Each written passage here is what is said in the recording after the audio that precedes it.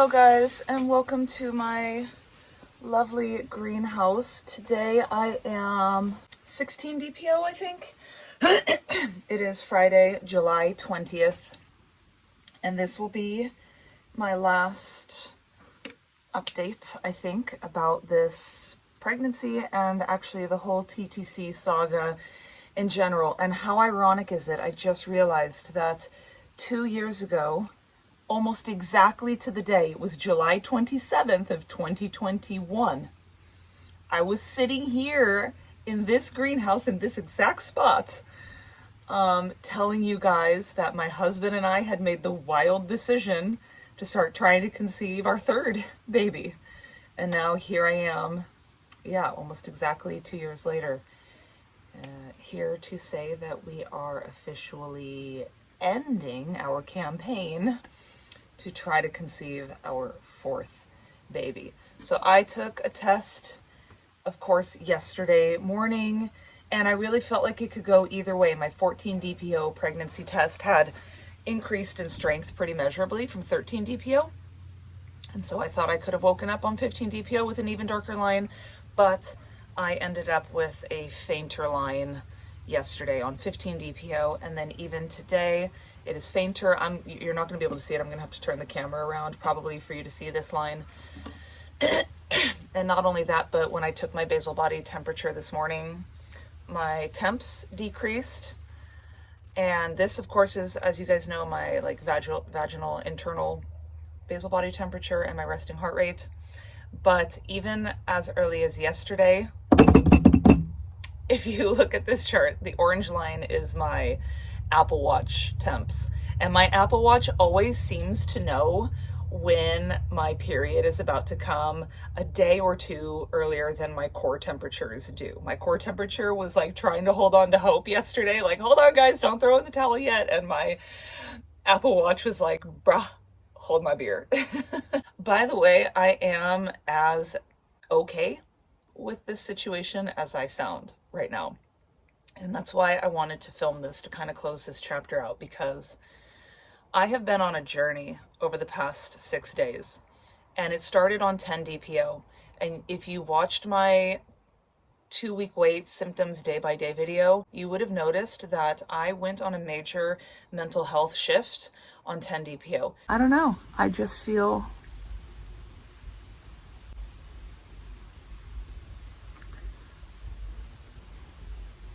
six, seven, eight, 9 DPO, I was positive, I was happy, I was loving not testing, I was loving the experience. And then 10 DPO happened.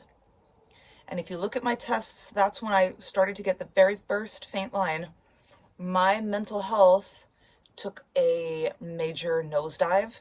I got slammed with a wall of unexplained anxiety and depression, and I really, really struggled with it.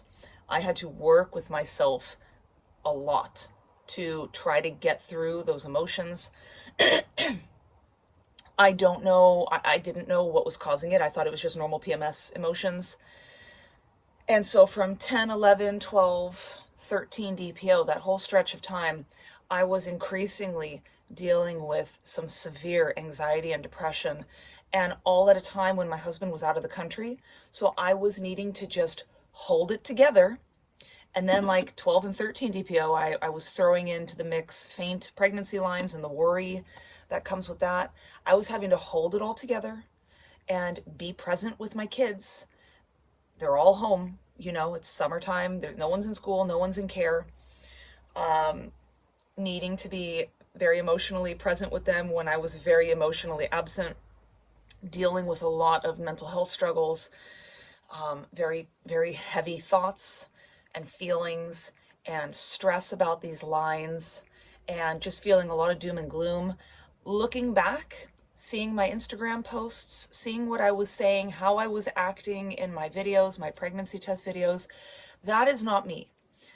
That was a very gloomy, dark, not good me. Oh no. Oh my God. I'm allergic to bees. Oh my God, you guys. I am like majorly allergic to bees. And there's a bee in here and it was freaking crawling on me. I don't know where it went. Where was I? I don't remember where I was, so I'm just going to pick up where I think I was. On the night of 14 DPO, so 14 DPO going into 15 DPO, I was awake from 2 a.m. until 5:30 a.m. I could not go to sleep, and the entire 3.5 hour stretch that I was awake, I was up sobbing and in an absolute state of pure, I had an anxiety attack. That's what it was. Just a pure state of panic. I had a massive anxiety attack. And it was because I realized that while some of my anxiety was definitely circumstantial, faint lines, what's going to happen here. We also got a little bit of poorly financial news. Anyway, I'm not going to get into it. But like that all of a sudden started weighing on me, and just a ton of other things started to weigh on me.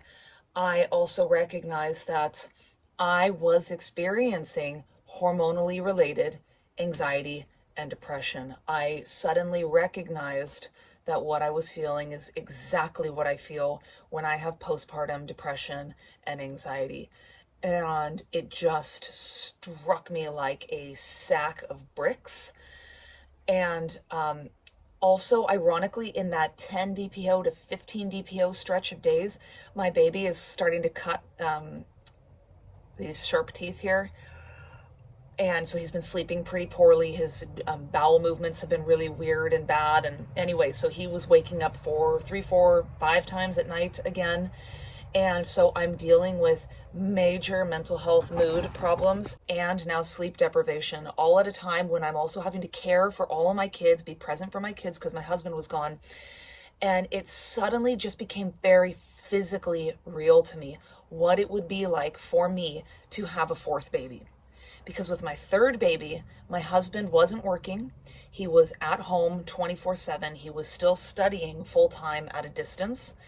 And I had a job and income like during that pregnancy, and I had good maternal payouts, right? So we were financially stable and good, and I had my husband home with me the whole time to care for my older two so that I could just focus on the baby and my own mental health. I was able to sleep when I needed to sleep. Whenever I needed to nap, I went and napped with the baby. I got to sleep in with the baby. My baby was an excellent sleeper in general. So it was really a great, perfect situation with my last baby, and my postpartum depression and anxiety didn't hit until I was somewhere around between 6 and 9 months postpartum, and it was manageable. It was terrible because it took me a minute to realize what was going on, and by a minute I mean a couple months. But then I medicated, and it was manageable. I got through it. But this time around, if we had had a baby, and I knew this was going to be the situation, but I thought in the moment, it's going to be okay. It's going to be 1 year of struggle, but we're going to get through it. We'll get through it, right? Because I was mostly blinded by thinking about all the good. I was not feeling all the bad. But all of a sudden, I am very physically feeling deep anxiety and depression, sleep deprivation from my baby, and generally just getting the experience of knowing I'm not going to be able to sleep in the next morning. I'm going to have to get up when my first kid gets up, which is like usually between 5:30 and 6. One kid gets up. And I'm going to be awake and full-time in charge with my kids because my husband now works full-time and still has 1 more year of full-time study to do. So I'm not going to have any help and support. And even though he gets 8 months of paid parental leave, I know he's not, I knew even going into this that he was not planning on taking it. He was planning on only taking about 8 weeks of it before going back to work. And, you know, when we were planning on having this baby at the time, I'm like, okay, this is going to be hard, but I'm going into it knowing this is going to be the situation. We just got to put our head down and get through it. But now, after having lived this experience of feeling just a week's worth of the depression and the anxiety and the sleep deprivation and that overwhelming sense of responsibility. No. It flipped the switch. And I know that postpartum is short term. I know that it would have been max 2 to 3 years of struggle if you take into account the first year of just general mental health disaster crisis for me. And then, like, having to get back into the swing of getting a job eventually and getting back into life. But I laid up in bed thinking about all these things for hours a couple nights ago and realizing my oldest child is 7 years old. She's at that brink of her final time being a little child. If we had had another baby, it would have taken me mentally out for another year and a half. Like, she would be 9.5 or 10 years old before I was coming out of the darkness again. I think. Maybe 8.5, 9 years old. And I would have lost all those years. And then I would have had two under two. Well, I'd have two toddlers that are exactly 2 years apart. And all of these thoughts and realizations when I was in a low place made me realize just how good we have it right now and how much I don't want to change it anymore. And I talked to my husband and he completely agreed. He said he had been having the same feelings. Now, his was more economically driven than it was emotional. For me, it was more emotional. But he also worries about me. He also has worried about how I would be able to handle the postpartum phase with him being at work. I had assured him it's okay. I will just get onto my medication. It will be fine. But do we really want to struggle? You know, he turns 35 this year. I turn 40 this year. Our oldest kid is turning 7 this year. Do we really want to struggle for another several years of our life? Or do we want to count our blessings? We can live a good life right now. We've survived the baby stage with a third baby. Everything is intact. We've had great pregnancies. We've had great births. We have healthy kids who love each other and they work so well together.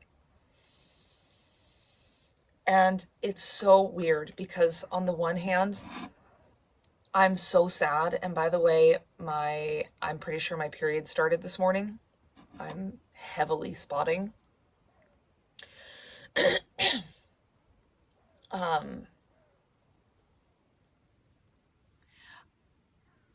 I am so sad because I'm losing another pregnancy. This is my second back-to-back early loss. It's my fourth early loss in total over the course of my life. I do think about how I had 2 early losses before I conceived my middle kid. And that child is my whole heart. I love him so dearly. And I always say it was worth going through those 2 losses because I got him in the end. And I think to myself, what if I just stuck it out? I bet you if I stuck it out and we tried next cycle, third time's the charm, you know? But the stakes are always higher each time you have another kid and the older you get and stuff. I'm mourning the loss of what could have been and what I have been thinking about and dreaming about for months and months. A vision I had, a reality I had painted in my head, a what could have been, an entire lifetime of possibility. My dream and desire for trying at least to give my daughter a sister. I'm very, very sad about it. And also I'm feeling an extreme amount of guilt because I also feel extremely relieved after having survived the past week of significant mental health decline and the sense of guilt and feeling like I was failing my kids right now and setting them up to sacrifice a lot more than they maybe had ever signed up to in terms of resources and time, and having a mom who is stable and mentally healthy and happy and able to enjoy these young and tender years with them instead of having another baby. And while that would work out great in the end, I'm sure, it would have taken years and years to get there. And right now, I think I really would just rather spend time bonding and investing in my relationship with my oldest, with my daughter, before she starts entering the school-aged years. She starts first grade. And I know that's probably not a big deal, but she's my oldest, so it feels like a big deal to me. So I just thought I would chat about my feelings and thoughts about all this and kind of officially close this chapter out. And I am good. I'm good. It would have been fine either way. And I'm very sad about the loss that I am mourning. But I'm equally feeling grateful that I can now just carry on with this beautiful life that we tangibly currently have. Count my blessings. Thank my body for letting me have these experiences one more time. I mean, we had 2 pregnancies. I had 2 whole shots. I had 2 opportunities. It didn't work out, but at least it happened. It's just crazy because this will probably be like one of the last times I actually stare at a positive pregnancy test. That's mine. And my husband, bless his heart. Like, here's the thing. We need to move. We need it. We've outgrown this house. We need to move. We want to get into a community that's a little bit closer to where my husband's job is. So I need to get a job. My stay-at-home mom career is rapidly coming to an end because we would like to move. And we're going to need 2 incomes to get that to happen because we would like to move within the next year or so, which was another huge like financial consideration when we were coming to terms with that if I had another baby, I mean, I could have gotten a job during the pregnancy, but then I would be on maternity benefits again. And that it just would have postponed everything for so long, which we would have made it work. But I think we're all at a place right now where it's time. And so bless my husband's heart. He's like, let's get a job, let's move. And then a couple years down the road, you'll still be like, you'll be 41. People get pregnant when they're 41. We could maybe try then. And I'm like, I don't know. Maybe, but I don't know. I don't think so.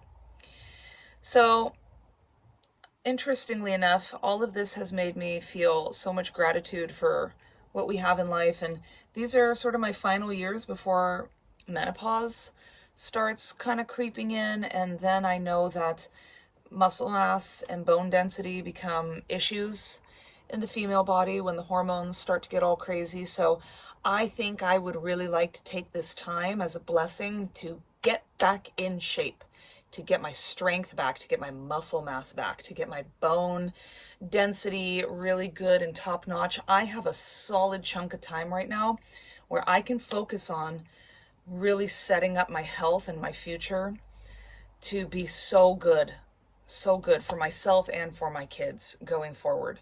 So I think I'm about to embark on a new health and fitness quest that is absolutely not physique oriented. It is about longevity and health. I'm at that age right now where I don't care.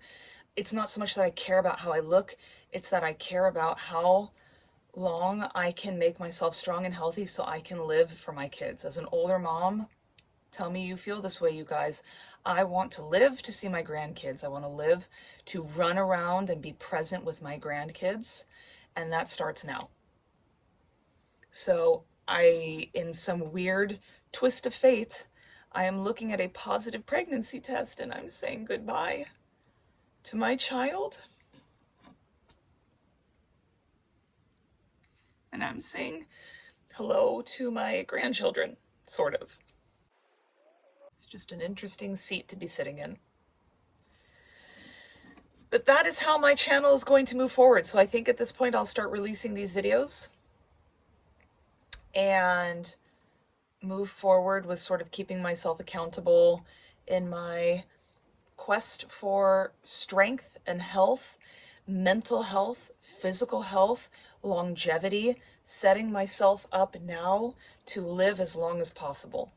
And hopefully looking good and feeling good. I have been working out, like I have still maintained some muscle mass.